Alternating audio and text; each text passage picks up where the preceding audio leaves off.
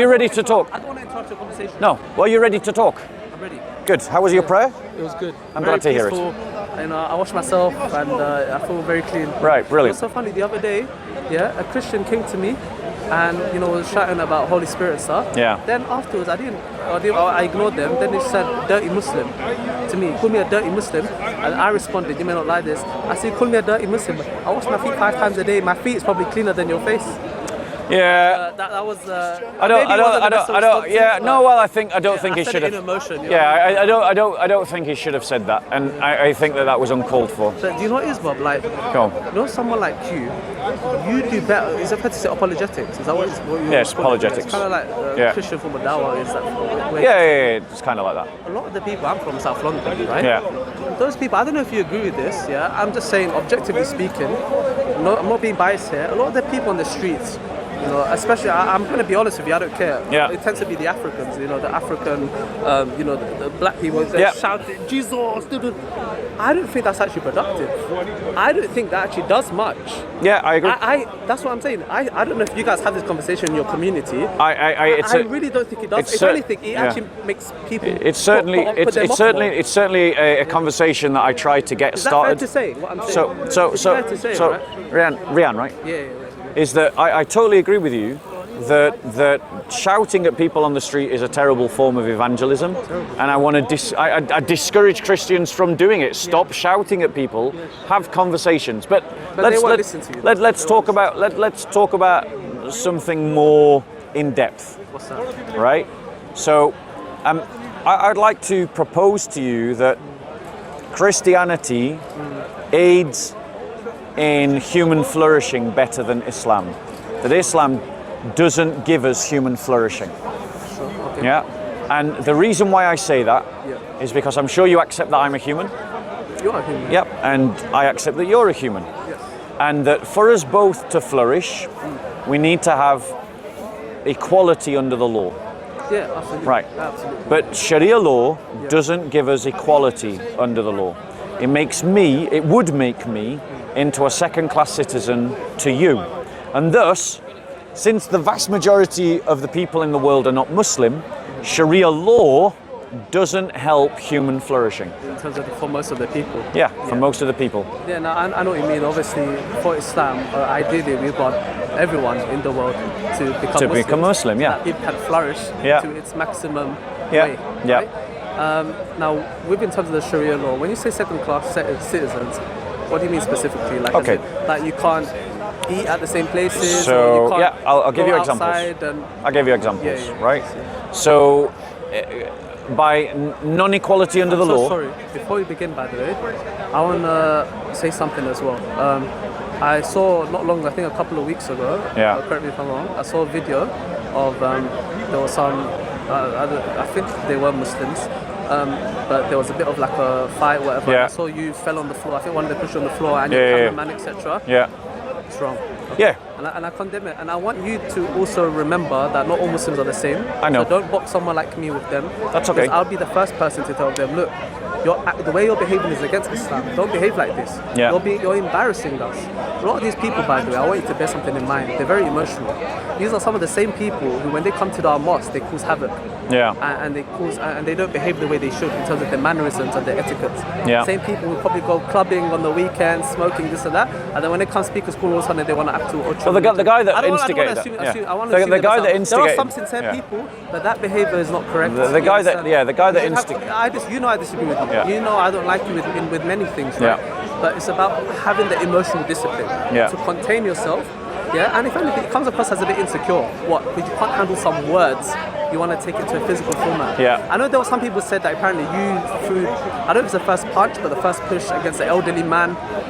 The evidence, no. If that is the case, then it's like, okay, still I don't justify it, but it's a bit more understandable in that aspect. If that was the case. I mean, the guy was carrying a crutch. I'll just let you know I'm against that's fine, and I appreciate that. It's not right. I appreciate that. Please don't think that's fine. all the I same. appreciate that. We're not all the so same. I really don't.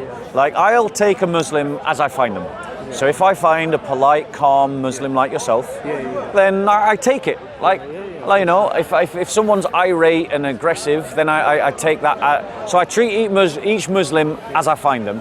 It just so happens that Speaker's Corner tends to attract the kind of Muslim that can't control himself and the Muslim that is a supremacist. There are some. I would say most of the Muslims. But I want you to understand. I don't think that represents all the Muslims out there. I really don't think that. Yeah? It's just sometimes, when I look in the comment section. I can't control the comments, bro. I know, but I'm sure you're against some of the comments that they make. Yeah, of course, especially the racist ones. So when someone starts coming out with some racial abuse, Arab, sand, I don't want to say sand N-words, yeah, I'm against all of that. Anyone who's abusing people because of, and I'm particularly against people that are opposed to Islam because of hatred. Like, I'm opposed to Islam. For logical reasons, yes, not emotions. I'm opposed to Islam, but I'm opposed to Islam because I love you. I want you to be in the truth. I want you to enjoy the salvation that I have. I want you to live a good life. And Islam is holding you back from that. And it leads you in a direction that away from truth and goodness. That's where the difference is, right? Because it's almost like the same thing. Like, for example, I would love my brother Rob to pray side by side, because we ultimately believe our religion is the great form of goodness. Yep. So what I have, I believe, is the best form of goodness for you. Yeah. And what you have, you believe, is the best form of goodness for me. Yeah. Now, really, truly, what we got to do is compare that goodness and see which one is actually better. Yeah. And is one false, is one correct? Do you know what I mean? Yeah. But sorry, I know you were talking about Sharia law, but I just want to mention that first because that's fine. Yeah, I want to get that out now. It wasn't right. Okay, so let me give you an example. Would you say that if a religion encourage? Oh, by the way, are you Sunni or a Shia? I'm Sunni. Okay. Would you agree with me that if a religion encourages you to do something that is bad, that therefore that religion is not good, or that religion is in some way flawed, even if it might be somewhat good? No, so if the religion itself encourages you to do something bad and immoral, then how can this be from God if God is the most just and the most merciful? Would you say deceiving your wife or not being truthful with your wife is good or bad? Deceiving your wife in what sense? In what element? Having another sexual relationship behind her back. So with regards to that, I think one thing as well, and this is why it's so important for a lot of Muslim women to know their rights as well, for such relationships, etc., I believe there is flexibility. So in the contract, they can obviously put down you shouldn't be with another partner, etc. To my knowledge, I think this is something we need to look at the scholars, and see what the scholars have to say. But I don't, from my knowledge, I don't recall any of the scholars say encouraging Muslims to go and cheat on their wives deceivingly or take another spouse deceivingly, promoting it. But I'm more than happy to check that. Yeah. But I don't want to go. The reason why I say this is because there's two famous Dawagandists here. Oh, Ali Dawa, Muhammad Ijab. Yes. Yeah. And they're on record. They're on record saying that you're not obligated to tell your first wife that you've taken a second wife. Now, your argument that, well, you could just put in the marriage contract that I don't want. One second, let me finish. So, but the problem with. I don't know, bro. I'm not behind that. Probably you're on that one. I can ask them if they'll blur you. Let me come. Right. But you stand there. That's fine. But my problem to you is, bro, as you know, this comment has been made publicly, right, by these two characters, and they have advocated that Islam teaches that you can be dishonest with your first wife about taking a second wife, right?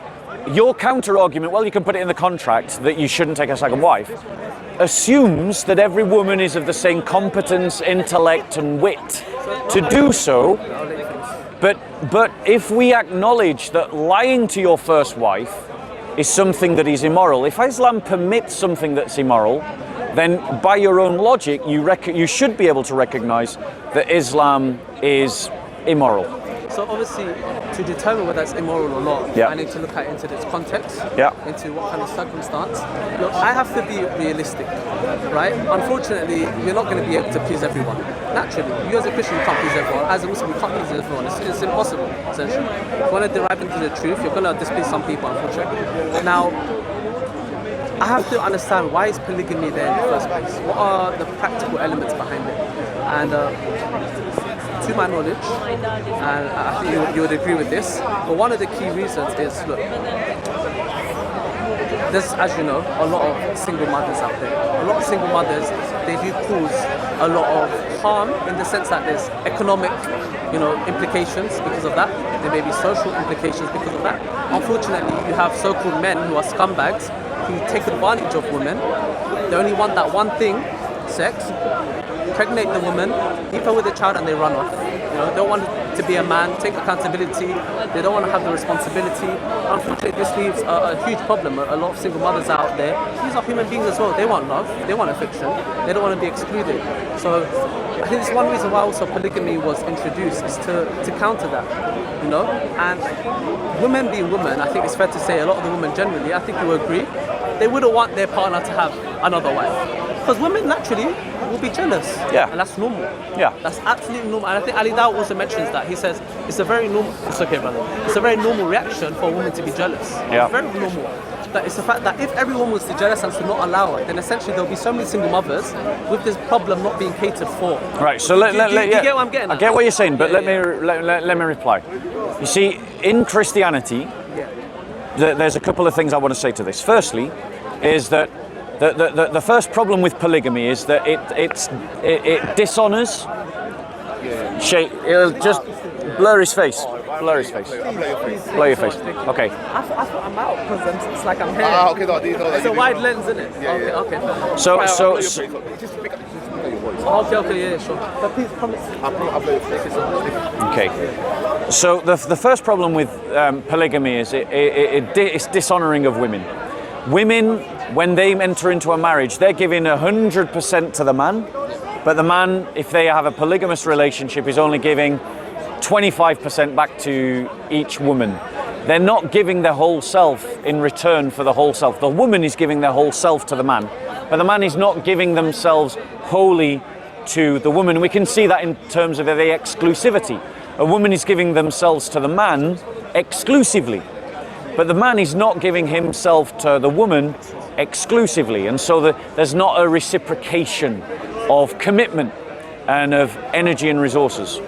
The second problem with polygamy. No. I'll let you speak. And you made many points, so I'm replying to that. The second point is that in certain circumstances, say for instance after a war, there will be less men than women. But the thing is, women, in the Christian church, there's multiple ways that you can organize yourselves, and it doesn't always have to be in the family. And so you can create sisterhoods of mutual support, and a good society would support women. And Christians don't believe, we don't put a value on sex to the degree that you've got to get married, because as Christians we believe that you must practice chastity and you must be chaste. And let's face it, most of the time most human beings are not having sex for most of their lives unless they marry, yeah? And you shouldn't be having sex with anyone who isn't your wife. And so premarital sex is wrong. And so it isn't a case that just because women are single that therefore they're doing something wrong or a cause of harm, because society can organize itself to look after the widow and the orphan in a way that we share the burden that women to help take care of them, essentially. Exactly. Yeah. So it's not so polygamy. So it's easy on them. So in other words, polygamy is not the only possible solution, and I'm saying it's not the best solution to women being single, say because of after a war. Yeah. You believe like sisterhood groups and those kind of communities is better, like more viable option? Is that? It's a combination of organising women into communities of mutual support, and then the wider society supporting those communities or supporting individuals. You're saying that, well, let's do polygamy as a way of absorbing the excess women after a war where there's less men. And I'm saying to you that that's just after war, but even in general. Because I mean, polygamy, even if there's no war now. I'm strong arming your argument. I know. Because if you remove war from the issue, at the ages at which men and women procreate, populations even out 50-50. So nature is pointing towards monogamy. I mean, obviously, I would love to see like some research on that. So I'm not disputing. Out of interest, I'm a very inquisitive person. If you've got any interest or any articles you can reference to show that, I'd love to take a read of that as well. Yeah. Does any come to your mind? No, I can see if I can find you one. Yeah, no, yeah. That'd be great.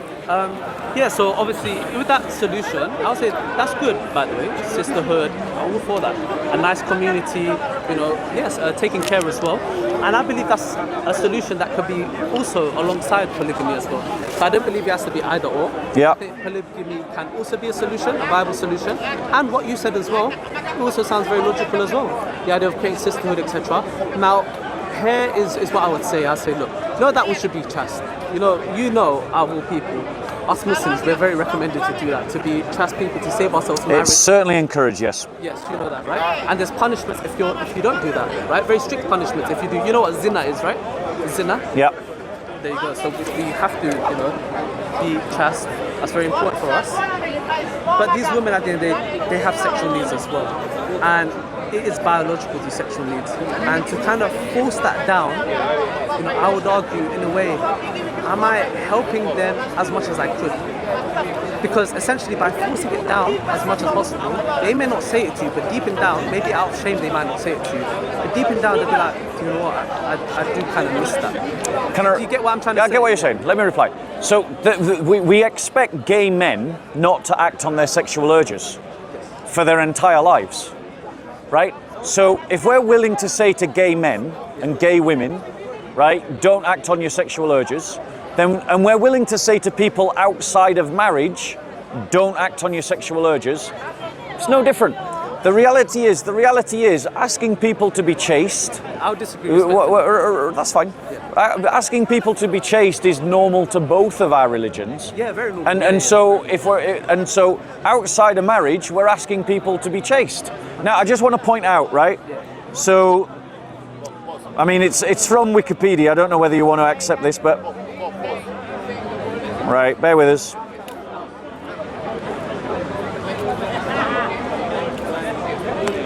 You said it's from Wikipedia? Yeah, I mean, it's not the best place to go to for a quote. It tends to be better on non-controversial facts. Is there anything like from Pew Research you have? Pew Research, I don't think would talk about this because it's not really their concern. Let me just have a look. The Pew Research, a lot of it is like it needs to be funded, right? The research and stuff. So. Bear with me. I mean, even if you want just right. So this is from. Yes, of course. From Our World in Data. So I don't know what website this is. Yeah. Obviously, I'm doing this on the hoof. Right? Says the sex ratio at birth is not equal in every country. Births are male biased. Male biased. Not female biased, male biased. There are biological reasons why there are slightly more boys born every year than girls. The natural sex ratio at birth is around 105 boys per 100 girls, ranging from around 103 to 107 boys. Right? Now, there's obviously biological reasons for this. It's because men are violent, because of war. Show me the title of it. I love research. It's from, in this context here, we have... I think it's at the top, the title. Yeah, it is Gender Ratio by Hannah Ritchie and Max Rosa. The article was first published in June 2019. In this context here, we have, however, decided to make an exception. We speak of the gender ratio. Bear with us. It's clearly an academic paper. More accurate term, and it is increasingly used within academic literature. I need to look into it. Right? So, yeah, but my point to you is, the reason why more boys are born than women is because men and human society is violent, and so you need an excess of men for the wars. So wars have already been. Like, brother, you talked about etiquette and manners. This brother interrupts me constantly.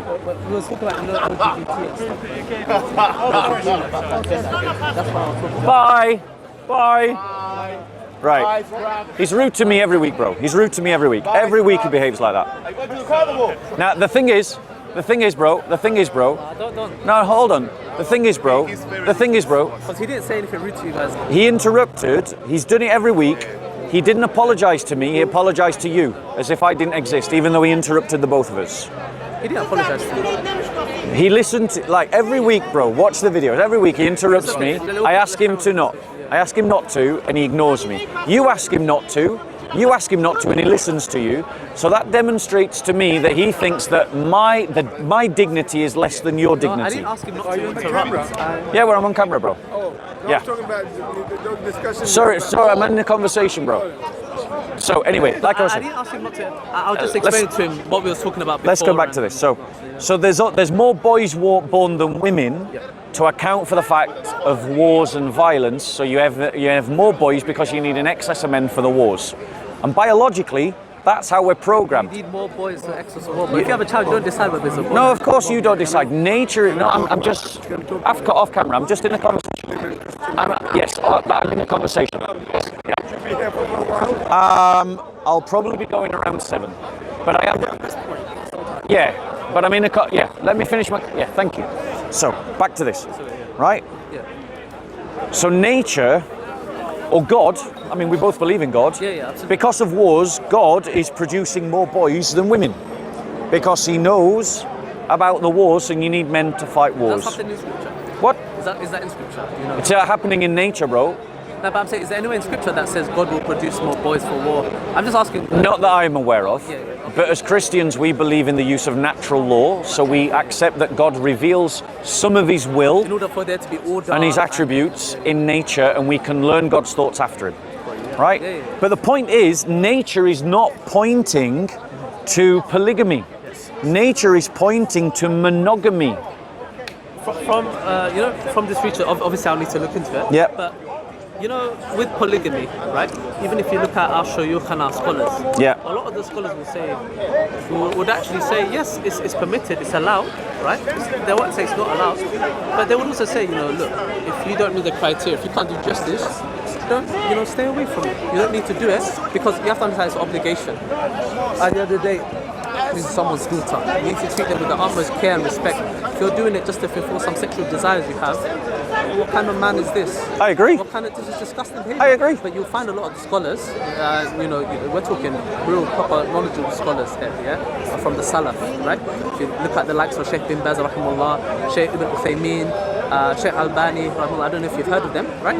But these are the scholars that we often I've heard of some of them. Yeah, exactly. And they will literally tell you, you'll be doing a major injustice. If you know yourself, you're doing this purely primarily for sexual desires. Yep. You're not going to cater for them. You're not going to really show that justice and that care and that almost responsibility that you're obliged to show from God, right? You have to stay away from it, or else you'll be asked a question about this on the day of judgment. But my point to you is that. I'm just saying that's it. Yeah. I feel that's it. But my point to you is there's an intrinsic injustice behind polygamy. And if it's not done properly, I agree with you. If it's not done properly. Well, no, even if it was done properly, there's an intrinsic injustice because a woman, each of those 4 women, is giving 100% of themselves to the man. But the man is not giving, clearly not giving 100% of himself to each of those women because it doesn't matter how, in any sense, emotionally, psychologically and physically, as well as financially, he's not going to be able to treat them identically. You just can't do it. Like parents desperately try to treat their children equally, but they can't do it because children relationships. So my point to you is that. But I'm saying, is that unjust for the parents? They're trying their utmost best to take them with the absolute care. I've grown up with four siblings. Yeah, but and they do their utmost best to take care of us, and we love the care that they've given us. Yep. We're happy with it. Yep. So ultimately, is our parents still to blame? So in answer to your question, and to make sure you clearly understand the point I'm making. The original point I'm making. 25%. The original point I'm making was that polygamy. Islam permits the lying within the boundaries of polygamy. It really permits the idea of deceiving your first wife if you take a second wife, if she hasn't had the wit or the gumption to put it in the marriage contract. That is unfaithful. Yes, they have the right to write their own terms.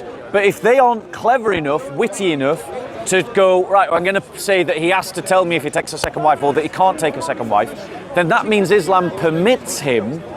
Right, remember, the average person is not trained to write a legal contract. I'm saying if the it's reason why, and I'm saying that any deception is an injustice. I understand where you're saying from your perspective. Yeah, it goes back to practicality. Is lying, right? Is lying, except for a more justifiable reason, like say saving a life. Is lying not an injustice? There are some lies which I don't consider an injustice, and I think it's necessary. What about taking a second wife? There are some lies, etc. Is it necessary? Is it necessary to lie to your first wife when taking a second wife? If the circumstance permits it. Give me a circumstance. So, for example, with war, etc. Right? If we're seeing loads of women who've lost their husbands, etc., they've died, etc., especially at a time when no one could cater for them, right? We don't have like today the boss babes and the Instagram, boss babe that you see today, right? At a time I don't know what websites you're looking around. Instagram, that's the boss babe. There's I don't have Instagram. Entrepreneurs, I don't know. Business ladies, etc. Not like today, right? Where they're poor one day, open up an OnlyFans account, and they're millionaires the next day. Unfortunately. So you mean you are allowed to lie to your wife to have a second wife? To have second wife. Yeah. To say anything to her. So with certain circumstances, yeah. Like what? I don't find it. I'm explaining. Give me one. Okay. That's what I'm explaining. Yeah. So what I was saying is, if they lost their husband, etc., and we're seeing there's a real problem here, actual practical issue here, and there's a load of women who mentally they're going to really struggle. It's going to affect them physically as well in terms of their biological needs. I think in such cases, right, it actually. But what's that got to do with lying to your first wife? Hold on one second. Even if that was a justification of taking a second wife, which I don't believe it is. Well, one second. This is what I said. We need to go back to the scholars. If that was a justification for taking a second wife, which I don't believe that it is. Well, how does that justify lying to your first wife? Why not just go, hey, wait, 1 second. Which would be better? Which would be better? The scholars say you should consult your first According wife. to Ali Dawah and Muhammad Hijab, you don't necessarily. According to Muhammad Hijab and Ali Dawah, it's not obligatory. Exactly. But shouldn't telling the well, 1 second. Rian, I've got a better religion for you. It's called Christianity, and in Christianity, your normative behavior should be honesty and truthfulness. It isn't an extra optional add-on. It isn't if you prefer. It isn't if you think it wise. Being honest is normative Christian behavior. And would you agree that being honest and truthful is better, is essential. And in the most fundamental relationships, like that with which we're talking about in terms of when you're sharing your bed with someone, when you're sharing those kind of levels of intimacy, don't you think that in all places, the place where honesty and truthfulness should be as close to 100% as possible, that should be there? Yeah, absolutely. There should always be honesty and truthfulness. Right, so given what you've just agreed to... we should always be honest, we should always be sincere. Unless we're taking a second wife. Very transparent. But who told you that in Islam it's allowed? Sorry, go on, focus. There's more adultery. I didn't interrupt. Yeah, I'm not, go on, finish. No, I tell you why. He said... No, we're having a conversation. We're having a conversation. Go on, bro. I disagree with Bob disagrees with me. Go on, bro, I'm listening. Let's have a respectful conversation. Go on, I'm listening. He's talking about Christianity and being an honest religion, but there's more adultery happening in the West with the Christians. What's that got to do with it? But you There's more terrorism in the Muslim world than anywhere else. Right, go on. Right. So let us focus. Let us focus. Just ignore them. Focus. Finish your point. These people drop nuclear bombs. Just focus. Talking about terrorism. Yeah. He's a liar. Don't waste your time with these Because you got to be honest in the bedroom. slavery, nuclear When I talk about weapons. Don't adultery, waste your because time with These are your brothers. No Christians behaving like this. That's not fair to say. You haven't seen all Christians to make that conclusion. Yeah. From your experiences, you're limited to your experience, yeah? Okay, so what I'm saying is this, right? No doubt we should be honest, we should be sincere. But at the same time, Islam, what I would argue, is a more practical religion than Christianity.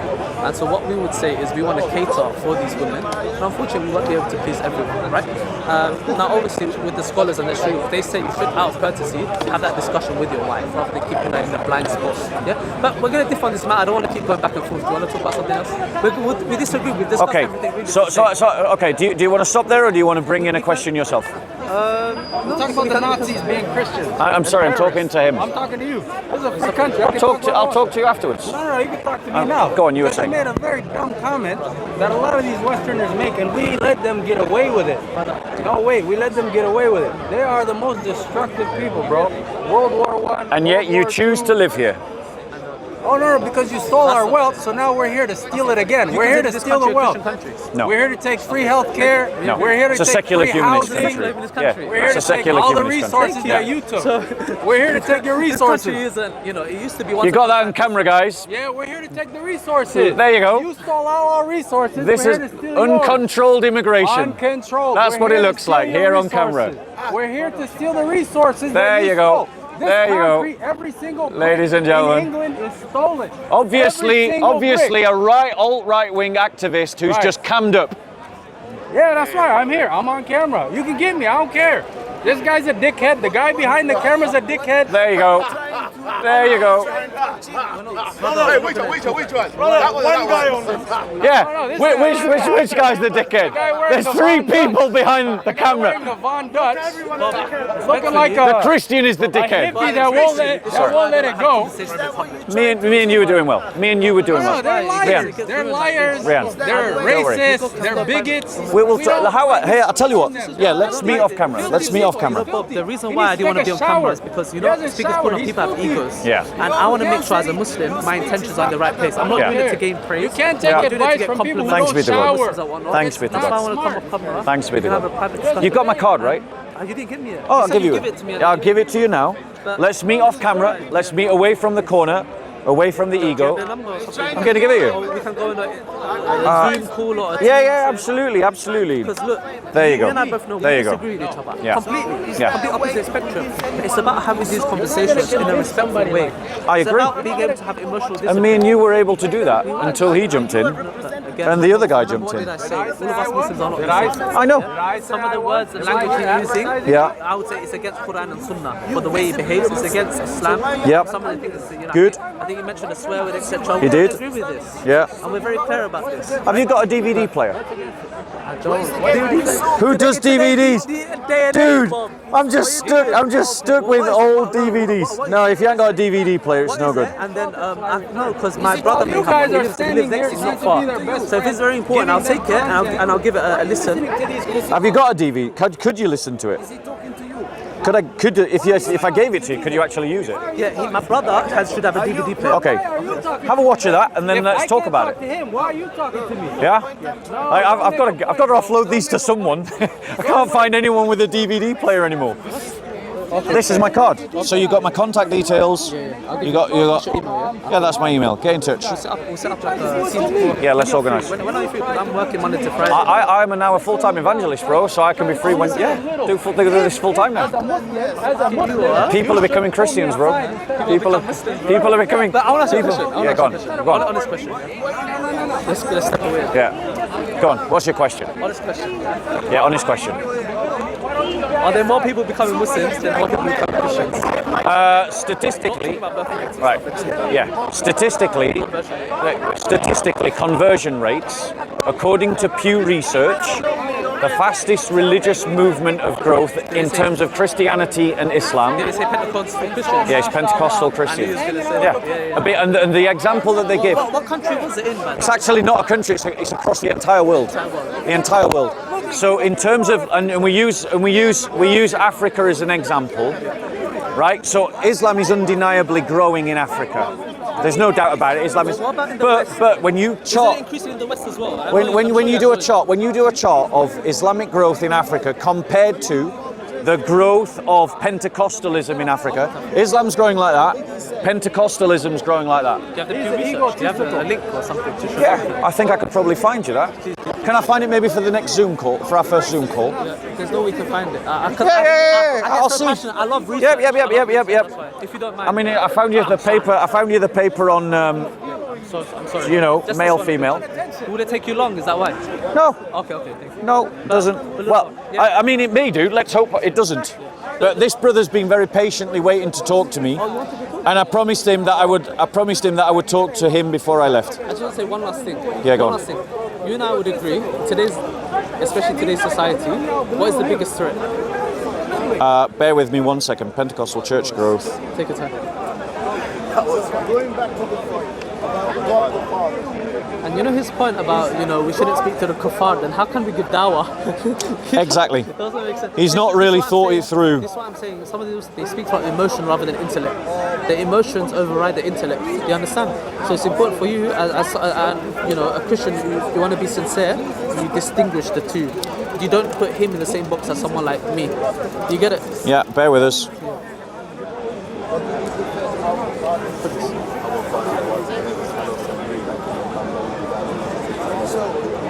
How does tomorrow sound, by the way? If I give you an email, will be Tomorrow's the bank holiday. What is it? It's bank holiday. It's bank holiday? Yeah.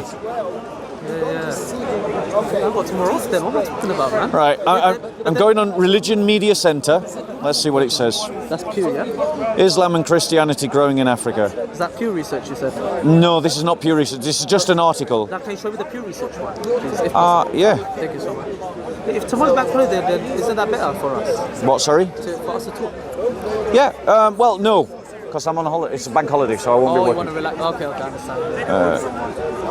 Let's see if I can find it. If you're full-time, is it kind of like a job, like you get salary and stuff like that? So I'm supported.